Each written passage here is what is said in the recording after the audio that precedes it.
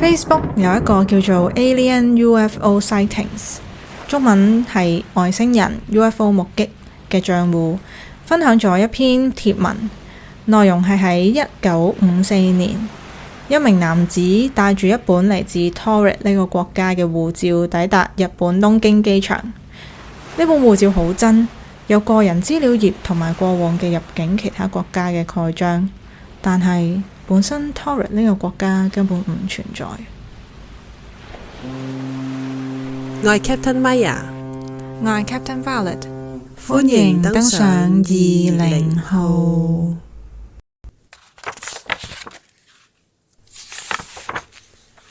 航海日誌027 The Man from Torrid。 啊開啊開，好耐冇見啊！好耐冇見真。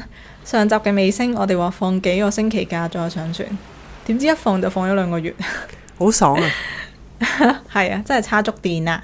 又係時候出海啦！耶！不過好似 intro 咁講，今次要揾呢個地方真係有啲難度啊，因為呢個國家根本唔存在，有指南針都搞唔掂。其實係咪喺天空呢？好似南美個指南針咁樣，但係真係有噶喎。係真係有。最終真係揾到 Skypia 喎。咁可能呢個地方都真係有呢？哦，好，只不過唔喺我哋個維度。咁我哋就等 Captain Violet 帶我哋去。好似頭先 intro 咁，其實都輕輕講過一下。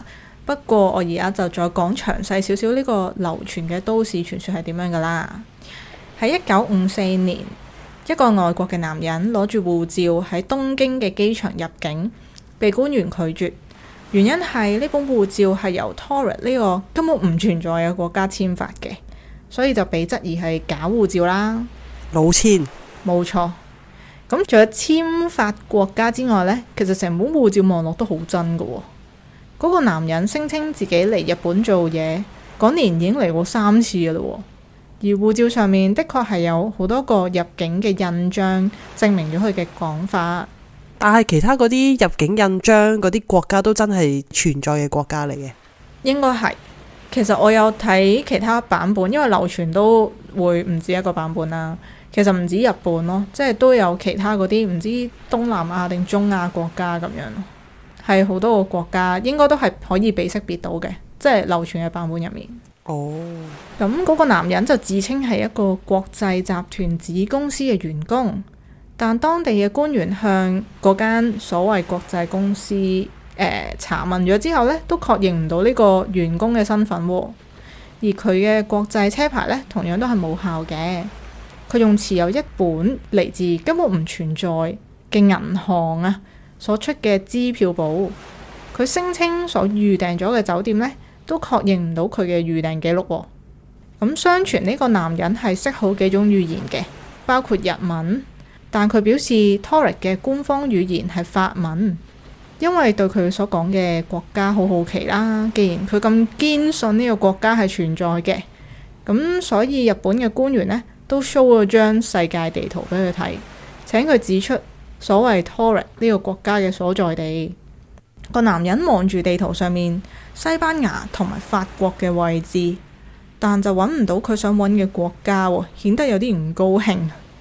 但佢都係指住咗地圖上面嘅一個地方，佢就係位於西班牙同法國之間嘅 The Principality of Andorra， 即係安道爾公國。佢話根本就冇安道爾公國呢個國家，相反 Torrid 已經係一個擁有上千年歷史嘅一個國家嚟㗎啦。因為日本方面都已經同呢個男人周旋咗8個幾鐘啦，都冇進展。喺未有進一步嘅結論之前，唔可以俾佢入境㗎嘛，但又未至於去到拘留佢喎，需要多啲時間去查清楚，所以就俾嗰個男人暫住喺東京嘅一間飯店。條件係要對佢進行監視，所以日本嘅官員就安排咗2個警察守喺佢酒店房外面，確保佢係唔可以離開房間嘅。而佢間房嘅窗呢，都被封死咗，打唔開嘅喎。不過離奇嘅係第2日朝早，當警察帶住外交部嘅人員進入呢間房嘅時候，嗰個男人竟然唔見咗，警方花咗好長嘅時間揾佢都揾唔到。Captain Maya， 你對於呢個咁離奇嘅現象有乜睇法呢？其實我之前有聽過下呢個傳說。我又講咗你想講嘅題目。係啊，但係我冇睇得好深入嘅，我只係就咁輕輕立過下大概係點樣咯，個故事。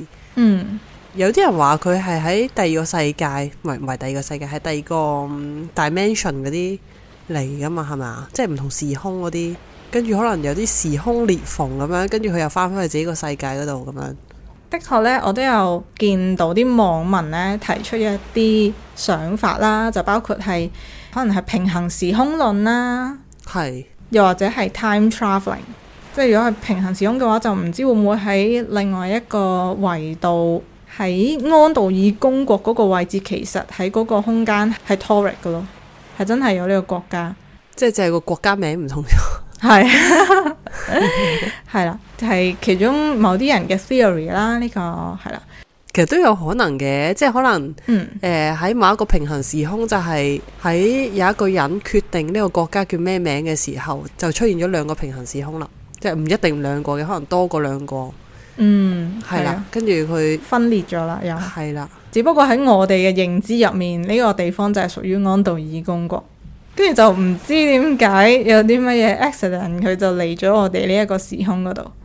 跟住就大惑不解，吓係啊，崩潰下，冇理由噶，明明係 Taured 噶，係咯，仲要俾人困住。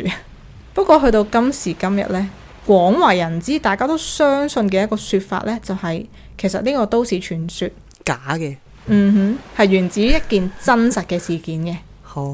即係源自一件真實嘅事件，而之後先喺近年傳咗呢一個都市傳說出嚟。即係唔係真係有呢個人嘅。冇錯。而嗰件真實嘅事件呢，而家就要同大家分享啦，係發生喺1960年嘅。我可唔可以估下？OK， 好啊，隨便。有個黐線佬，佢就係攞咗本假護照，諗住入境，即係俾人拘留咗。但係其實佢係黐線嘅。其實呢個都有可能嘅，你聽到後面就知啦。咁根據1960年8月15號溫哥華省報標題名為 Man with His Own Country， 即係擁有自己國家嘅人嘅報道入面呢，大概就提到有一個叫做 John Allen Kutcher Zagris 嘅男子，因為持有偽造護照而被捕。咁之後都稱呼佢做阿 John 啦，簡單啲。阿 John 呢就自稱係歸化咗嘅埃塞俄比亞人，即係入咗埃塞俄比亞籍啊。佢係為 Colonel Nasser 納賽爾上校擔任情報人員嘅。順帶一提，納賽爾上校全名係 Gamal Abdel Nasser， 佢係當時嘅埃及軍官兼總統。而阿 John 嗰本偽造嘅護照呢，係喺撒哈拉以南一個叫做 Taured 嘅國家首都 Tamanrasset 蓋章簽發嘅。咁報道呢，有提及到護照蓋章下面呢有一段聲明，不過唔好意思，呢段文字我都唔知點樣讀出嚟，因為當中嗰啲字呢係用啲好難用一啲正常嘅英文拼音拼到啊。但係翻唔翻譯到㗎？都翻譯唔到嘅。佢感覺有啲似非洲部族嘅文字咯，似係一啲自創嘅文字咁樣，係啦，好似頭先咁講都翻譯唔到嘅。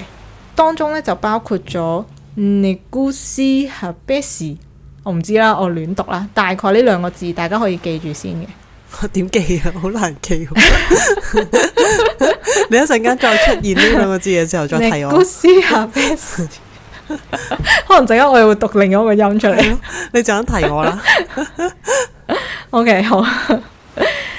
咁去到呢度，大家都應該會覺得1960年嘅呢一單新聞同流傳嘅都市傳說其實都有啲似啦。同樣都係有一個男子嘗試用假嘅護照入境日本而被拒絕。佢哋都聲稱所嚟自嘅地方都唔存在喺大家嘅認知入面嘅。喺流傳嘅版本入面，個男子最後喺酒店房憑空消失咗。咁喺1960年嘅呢一單新聞入面，個男人嘅下場又係點嘅呢？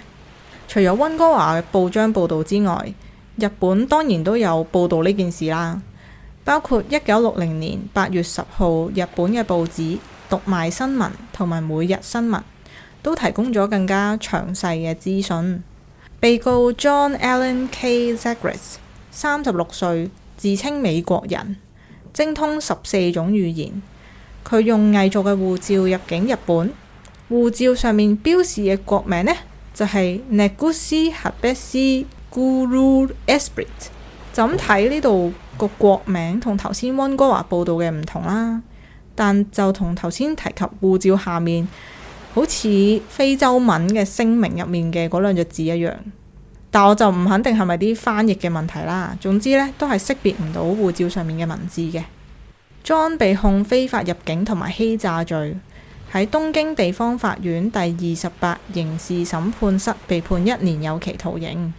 佢聽取判決之後企圖自殺，用收埋喺口入面嘅玻璃樽碎片割傷2隻手臂，當場大叫我要自殺，而且引起一陣騷動。之後佢就被送往京橋醫院就醫，不過都係皮外傷啦，所以預計佢嘅傷勢其實10日左右就好返㗎啦。但係唔係話佢喺酒店憑空消失咗咩？點解佢又出現返嘅？即係啲人揾返佢啊？唔係，即係流傳嘅都市傳說版本嗰個男人係俾人困咗喺酒店，第二日就唔見咗。但係呢一個係真實嘅新聞。但係有趣嘅係，根據日本刑事訴訟規定，判決必須伴隨住宣讀嘅陳述同埋理由嘅。但因為當時個官呢，淨係噏咗1年有期徒刑呢個刑期，被告仲未聽取判決理由同埋量刑考慮，所以阿 John 就以未完整宣讀理由嘅判決無效呢個原因去上訴，而佢都上訴成功喎，所以判決呢就被推翻，發還重審。呢次都係第一單因為意外事件中斷而導致判決無效嘅案件嚟嘅。咁時間呢就再快轉去到1年之後啦，到咗1961年嘅12月22號，東京地方法院呢就經過重審之後得出嘅判決呢，都同之前一模一樣，就係以非法入境同埋欺詐罪判決阿 John 1年有期徒刑。嘥氣，上訴完都一樣。係啦，咁去到呢度，唔知大家會唔會好好奇阿 John 係點樣干犯非法入境同埋欺詐罪嘅呢？同埋如果佢真係某個國家嘅國民，點解唔堂堂正正用翻自己嗰本護照，要以身犯險整本假嘅去入境呢？究竟佢有咩動機呢？佢係 criminal。老千咯。可以係啦，我哋而家聽埋一啲資料，睇下會唔會俾到啲牽使大家去推敲。係有答案嘅。Not exactly。睇翻1960年8月10號讀賣新聞同埋每日新聞呢，喺審訊當中，阿 John 聲稱自己係受到阿拉伯相關嘅組織指使嚟到日本嘅，護照係嗰啲組織嘅成員俾自己嘅。佢仲聲稱同阿爾及利亞民族解放陣線有聯繫。至於阿 John 嘅身份，其實喺之後嘅報導呢，有提及過，佢嘅爸爸係德國人，媽媽係捷克人，佢自己呢喺美國出世嘅，曾經為美國聯邦調查局 FBI 同埋中央情報局 CIA 做嘢。佢聲稱當時嘅東京高等法院批准咗佢嘅保釋，但法務院呢就冇將佢送返去佢東京中野嘅住址，而係將佢運咗喺川崎嘅外國人拘留所。佢曾經喺院之內警察署製造咗騷亂，進行咗絕食抗議，並且向國際紅十字會提交咗人身保護令申請。去到呢個位，如果按翻阿 John 嘅講法嘅話呢，咁佢有機會係一啲外國嘅情報機關啦，或者一啲神秘組織嘅人員，唔知有啲咩任務啦同埋目的啦，就用咗一本自己都解釋唔到嘅護照入境。點知就引起咗日本嘅注意，而因為日本一直都 fact check 唔到以上資料嘅真偽，最後檢察院呢都決定喺未透露佢嘅國籍嘅情況之下提出訴訟。因為佢神秘嘅身份呢，從來都冇喺法庭上面透露過，所以英文嘅報紙呢就稱佢為神秘人。咁除咗以上所講嘅之外呢，有一樣嘢呢係更加奇怪。就係阿 John 原來呢喺前一年，即係1959年，都曾經用過偽造嘅護照入境日本嘅喎，而且係成功嘅喎。喺1959年嘅10月24號，阿 John 曾經喺台北抵達日本嘅羽田機場入境日本，而同行呢仲有佢嘅韓國籍太太添。但就唔知點解日本嘅駐台北大使館喺10月17號向佢簽發咗呢個簽證，令到佢可以順利入境。阿 John 嘅30歲韓國籍太太呢都持有同樣嘅偽造護照入境，但佢呢就最終被遣返返韓國。另外，阿 John 喺唔知1959定1960年啦嘅12月，曾經向美國大通銀行同埋韓國銀行兌現咗假支票而被捕，詐騙嘅金額呢係涉及30萬日元嘅，咁有啲報道就話係20萬啦。另外呢，就有140美元嘅旅遊支票。喺被捕嘅時候呢，佢自稱係Negushi Habeshi 嘅外交使節同埋美國情報人員，並且要求日本當局要釋放佢。仲聲稱話你哋咁樣做係違反咗外交豁免權嘅。最後以結果論嚟講呢，雖然重審嘅判決係一樣啦，都係1年有期徒刑，但係因為拘留嘅日數呢已經超過咗個刑期，所以法庭就宣布被告唔需要服刑。阿 John 呢喺法庭上面表達咗呢個感激之情啦，仲話由今日開始我將會喺新嘅國家展開新嘅生活，仲表示放棄上訴嘅權利。而據講，阿 John 喺獲釋之後呢，日本政府將佢驅逐咗去香港。吓？其實唔知點解咯，因為我都揾唔到個原因，我都嘗試想揾。但係點解會香港俾佢入境啊？佢話驅逐就驅逐噶啦咩？我有睇過一啲記錄顯示，佢話 John 係喺嗰度抵達日本嘅。咁我唔知佢嘅意思係咪本身阿 John 係喺香港，然之後去咗台北，即係經台北呢個中轉站再去日本，定係點樣啦？總之我都冇揾到一個好確實嘅原因，點解係去咗香港咯？但係好奇怪喎，即係如果佢本身一直都係用呢本咁嘅假護照周圍去啦，因為佢本身一定唔係香港人啦，或者一定唔係台灣人啦。係。咁佢本身入境嘅時候，即係佢有第二本 passport， 即係佢又用佢本真 passport 嚟入境，之後去日本先至用假 passport。咁如果唔係嘅話，即係如果一直都係用呢本假 passport， 咁點解之前咁多個國家嘅人都冇識穿佢呢？咁其實佢前一年1959年由台北去日本，即係都係日本啦，同樣都係，咁都冇人周過去啦。今次無啦啦先俾人發現啫喎。係咯，但係點解會唯獨呢一次會俾人發現？之前佢去咁多個地方都唔俾人發現，咁奇怪呢？不過其實都fact check 唔到係咪真嘅，即係佢呢本護照話就話上面有好多嗰啲蓋章啊成，根本都唔知係咪真係有咁多。定係就係個都市傳說先係有好多蓋章？呢個真實嘅阿 John 係入面係其實唔係好多蓋章，只不過係第一次去台灣定唔知香港佢蒙混過咗關，跟住之後去日本就俾人周到咁樣。其實我都覺得有機會係可能喺如果真實存在啦呢單 case 嘅話，喺嗰個年代可能入境嗰啲冇捉得咁嚴謹，或者可能對於亞洲國家嚟講係外國嗰啲國家嗰啲國家名我唔知佢哋係點樣去審核佢哋嘅來源地係咪真呢樣嘢啦。但係我覺得入境處應該唔會咁漏啊嘛，即係個海關嗰啲 sorry 海關嗰啲應該唔會咁漏啊嘛。即係我唔知其他地方嘅鬆緊啦，但係如果就咁講，同樣係日本都可以第一次入到，第二次入唔到，我都覺得已經好神奇咯。係咯，咪可能嗰個年代真係唔知點 check 咯。即係可能係真係咁啱嗰個入境嗰個人員咁啱發白日夢定點樣就咁抌咗個印定點？係，同埋我覺得即係咪話有人懷疑佢係唔知嗰啲咩情報機關嗰啲人嘅？我覺得冇乜可能咯，因為我覺得如果佢真係情報機關嘅話，唔會整一本唔存在國家嘅護照俾佢咯，咁好令人懷疑喎，更加係啊，其實呢個可能性係非常之低。即係你如果做間諜嘅話，咁一定會俾一本即係真嘅國家嘅 passport 你先做到間諜噶嘛。定還是大家已經有共識？如果係見到某一個國家嘅地方嘅人嚟，就係知道係特務啊。但係佢係去嗰個國家做間諜啊嘛，佢唔係。唔知我亂噏。應該唔係同嗰個國家即係同伙噶嘛，正常。所以你而家傾向佢相信佢係一個黐線佬啊嘛。係啊，所以我覺得佢比較似一個黐線佬。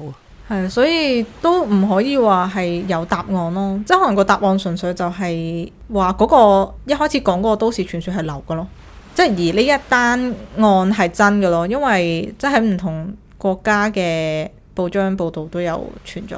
哦，但係同埋呢，我想問呢，呢個真實事件係1960年發生啊嘛，咁但係之前嗰個都市傳說又話佢係1950幾年嘅，咪仲更加早喎呢單嘢。定係之後先傳翻話嗱，呢個都市傳說就係近年先出現嘅，即係啲人話佢係1950幾年啫。係啊，啲人話係1954年。咁而呢單案呢，都其實都真係真㗎啦。佢甚至係喺1960年7月29號呢，被呢個英國嘅下議院就住邊境管控措施嘅討論入面有提及喎。當時 Honiton 嘅選區嘅議員 Robert Matthew 就喺演說入面引用咗 John 嘅護照作為例證啊，指出嗰個護照使用嘅係一個虛構國家嘅虛構語言，但持有人竟然可以暢行無阻咁樣旅行，從而去批評呢個護照制度安全性嘅不足啊。咁可能喺嗰個年代的確係有呢個漏洞，所以唔同地方都係不斷去完善咯。哦，咁即係佢真係去咗好多個國家喎。係啊，所以其實應該呢樣嘢都真係真嘅，其實都真係冇一個好確實嘅說法啦。即係對於佢動機、入境嘅動機或者係咯佢本身嘅 background 有一個好確切嘅答案。咁但係可能都真係同當時入境政策可能真係存在一啲漏洞有關。咁所以其實都唔止一個國家去再提及翻呢樣嘢咁樣。哦，同埋可能我覺得即係可能佢哋又會驚係佢自己唔識呢個國家啫，得罪咗非洲好多小國家啊，佢哋可能未必識噶嘛，跟住可能又俾人話佢哋種族歧視之類，係咪啊？即係如果即係咁樣提出問題，即係可能係驚自己見識少，唔識呢個國家啫咁樣，跟住佢本護照睇落又幾真咁樣。因為就算係流傳嘅都市傳說都係話佢之前係入境好多蓋章係嗰啲唔知東南亞定中亞國家，即係都係圍繞住亞洲國家咯。所以我唔知會唔會可能喺當時喺亞洲眾多國家嘅認知，可能對於外國，因為始終係真係好似你咁講，有好多唔同國家咁，有好多唔同地方啊、島啊，跟住可能管轄權又唔係好清晰啊咁樣，咁所以就可能都真係會有誤會。有漏網之魚都唔出奇咯。我覺得係唔會有人諗到係有人會用一個假嘅國家嘅 passport 去入境咯。係啊，即係你唔會有人過關，你真係會攞張世界地圖出嚟噶嘛？就算你真係唔識嗰個國家，即係世界上有咁多個小國家嗰啲，嗰陣時又冇嗰啲機去嘟呢 check 唔到。可能對於當時嚟講，佢嘅偽造技術已經係劃時代咯。即係已經係真到根本上冇人會懷疑係假咯。係啊，同埋可能嗰陣時嗰啲 passport 又冇打手指模啊、剩啊嗰啲呢。咁所以其實可能你就咁做一本嘢出嚟似啲，咁就可以過到關咯。其實呢，唔知而家嘅入境政策，即係如果佢見到有個人嚟自一個好有可疑嘅地方，即係唔常見嘅地方，係會點樣處理嘅呢？ Google。因為而家你有嗰啲機可以嘟噶嘛，因為呢個世界真係好多國家，定還是真係已經有個 database 就咁有個 list 嘅國家已經可以 check 到係咪真係真實存在。我覺得而家因為而家都會嘟電腦嗰啲呢，應該即刻就會 check 到。係 anyway， 唔知大家記唔記得溫哥華省報入面呢，有聲稱阿 John 護照上面嘅簽發地方係 Tuareg 嘅 Tamarasset 呢？唔記得。其實我見網上嘅資料呢話 Tuareg 有機會係 Tuareg， 即係一個係 D 尾一個係 G 尾啦嘅拼寫錯誤，而 Tamarasset 呢係亞爾及利亞真實存在嘅一個省嚟嘅。咁究竟咩係 Tuareg 呢？睇 Wiki 話佢係西北非洲原住民帕柏人語言嘅其中一個分支嘅語言，圖亞雷格語，英文咧係 Tamashek 或者 Tuareg。Tuareg 咧都係撒哈拉沙漠地區一個帕柏人民族嘅名嚟嘅。不過我自己覺得，即係如果有人懷疑話，其實佢本護照係寫住 Tuareg， 其實可能之後傳錯，其實應該係 Tuareg。咁但係其實 Tuareg 因為本身係一個語言或者民族名嚟噶嘛，咁其實你民族你都唔會去簽發一個護照噶嘛。係咯，所以純粹有人咁樣提及過話，可能同拼寫錯誤有關。咁至於阿 John 護照上面 Tuareg 嘅官方印章下面咪話有段類似非洲部落嘅字錯文字嘅，咩 Gucci 嗰啲嘛？Gucci 咁係，咁都有人咧話可能係模仿咗頭先所提及嘅非洲圖亞雷格語同埋埃塞俄比亞嘅主要語言阿姆哈拉語。喺嗰段文字入面呢， Negus 可能係源自於 Negus，個意思係國王啦，而 Habesi 可能係源自於 Habesinia。嗱，我呢啲都係亂噏嘅啫，冇非常之認真咁樣去聽。咁而呢個字呢，係代表阿比西尼亞，即係埃塞俄比亞嘅舊名。如果呢兩個字加埋起上嚟呢，可能係代表阿比西尼亞之王，即係埃塞俄比亞嘅王國，即係好似 somehow match 到佢自稱係歸化咗嘅埃塞俄比亞人啊，都有機會係超譯嘅。因為其實根本就冇人解到嗰啲民族嗰啲文字係咩，聽完就算咁樣啦，參考下。咁一開始點解會有頭頭講嗰個都市傳說出現呢？咁1960年就發生咗頭先所講阿 John 嗰個真實事件啦。咁根據1973年呢出版嘅一篇嘢叫做，我都係講譯咗嘅中文啦，從史前時代到現代的外星訪問，係由呢一個 Sheikh Bakshi 寫嘅，就係講呢一個嚟自於 Tuareg 嘅無名使者。咁喺呢一篇文章入面呢，提及到 Tuareg 係未被承認嘅國家，佢係由毛利塔尼亞伸延到去蘇丹共和國，並且包括咗阿爾及利亞嘅大部分地區嘅。喺嗰度，真正嘅阿拉伯軍團被組織起嚟，目的係解放所有受壓迫嘅阿拉伯人民啊！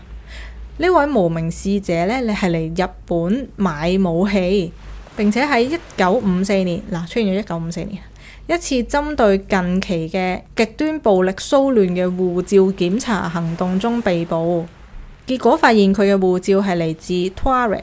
最終佢都被困咗喺日本嘅精神病院。呢一篇係一篇喺1973年出現嘅一篇文章啦。咁我唔知其實本身呢篇文章係咪一啲 novel 定係點樣啦。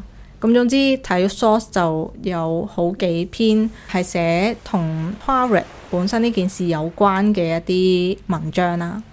除咗上述嘅出版之外呢，喺80同埋90年代都有一啲出版傳承咗呢個咁奇怪嘅故事嘅喎。喺1981年紐約出版嘅《可能性指南》，其中一篇《出現的人》入面有提及到，據稱喺1954年日本一次護照檢查中出現咗一個男子，佢嘅證件係由名為 Tuareg 呢個國家簽發嘅。咁呢一啲文字呢，就係由 Paul Beck 寫嘅。仲有另外一篇係喺1998年喺倫敦嘅，叫做《奇異但真實：神秘與怪異人物，他們是誰？去了哪裏？》嘅一個刊物啦，入面有提及到一段內容呢，就係關於1954年日本當局拘留咗一個嘗試入境嘅男子，佢嘅護照顯示佢係嚟自一個叫做 Tuareg 嘅未知國家。海關官員進行咗徹底嘅調查，去確認地球上係咪真係存在一個咁嘅地方啦，但一無所獲。呢位陌生人都拒絕透露呢個神秘國家嘅位置，並且都迅速離開咗日本啦。咁咁呢個文字就係由 Tom Shellman 寫嘅。咁所以呢，其實懷疑喺呢一個1970至到2000期間，可能都會有一啲出版啦，提及到可能同 Tuareg 本身嗰個阿 John 嗰個男士嘅案件有關嘅變奏版啊。咁而喺呢啲變奏入面呢，都會有出現1954呢個年份啦，同埋可能都漸漸將 Tuareg， 我唔知係咪又係拼寫錯誤啦，變咗 Tuareg 咯，串錯字，係可能冇 copy and paste， 佢唔識 Ctrl C Ctrl V， 咁就咁照住打就可能打錯咗啦。咁所以近年即係可能喺 social media 喺 Reddit 又好或者 Facebook 又好出現嘅嗰個都市傳說，都係話係 Tuareg 呢個地方，同埋1954年咯。就唔知係咪就係源自於呢一啲出版㗎嘛？但係佢又話喺酒店嗰度消失咗，即係自己加落去㗎啦呢段。可能為咗要加添多啲神秘色彩。不過其實我仲有一個 source 未講嘅，其實可能係嚟自於呢一篇都唔出奇，因為呢一篇呢，我冇好認真咁睇啊，你聽完就知啦。咪話係近代先出現嘅，即係 Facebook 啊嗰啲。咁其實呢，喺2012年嘅4月15號 Terence Aim 喺網頁beforeisnews.com 就發佈咗一篇名為 Strange Man from Alternate Reality Arrives in Tokyo 嘅文章啦，都係講關於嗰個神秘男子持有 Tuareg 呢個簽發地方簽發嘅假護照去到東京。咁而呢一篇文呢，其實含有嘅水分係非常之多嘅， that's why 我冇好認真咁樣去睇，即係佢更加似係為咗要完整成個故事而加咗好多嘢落去咯。而呢個網站呢，仲登上咗 Wiki 嘅 List of Miscellaneous Fake News Websites 嘅欄目啊，知佢咩料啦。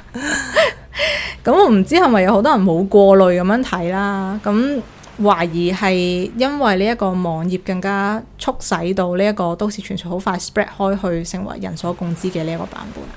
同埋啲人見到再神秘啲，跟住可能就會 prefer 全個神秘啲嘅版本咁樣咯。係啊，係啊，係啊。咁我今日要講嘅就係咁多啦。Captain Maya， 你有冇啲咩諗法呢？咁即係都係假噶啦，定還是你頭先都講完？即係都係以訛傳訛咁樣咯。不過都市傳說都係咁。係啊。我覺得都係老千或者傻嘅。你覺得如果係咩特工啊嗰啲可能性就非常之微啊嘛？冇零啊，0.0001咯，可能即係可能真係意想不到咁樣。但係我覺得係0.0001咁樣咯，唔會咁張揚咯特工。但係真係唔知點解會去香港，我唔知大家會唔會有機會同呢一個阿 John 擦身而過。係啊，會唔會有人識得阿 John 話俾我哋知？會唔會你個朋友就叫阿 John 啊？我個 friend 噶。係，不過呢個阿 John 如果係推算翻，應該都係一個老伯伯啊。如果仲健在，係咯，會唔會大家一個故友呢？可以留言分享俾我哋知。會唔會你阿爺就係阿 John 呢？係，如果你阿爺就係阿 John 嘅，請留言俾我哋啦。請去 IG inbox 我哋。咪個個都話阿爺係阿 John，因為我爺真係叫阿 John 噶。咁 Captain Maya， 你係有冇啲牽示俾我哋啊？下集嘅內容我要講公仔啊 Annabelle， 唔知呢？真係 Annabelle， 唔知呢？即係都係恐怖噶啦。係啊，都算係。又係啲恐怖嘢。好啦，咁我哋期待一下啦。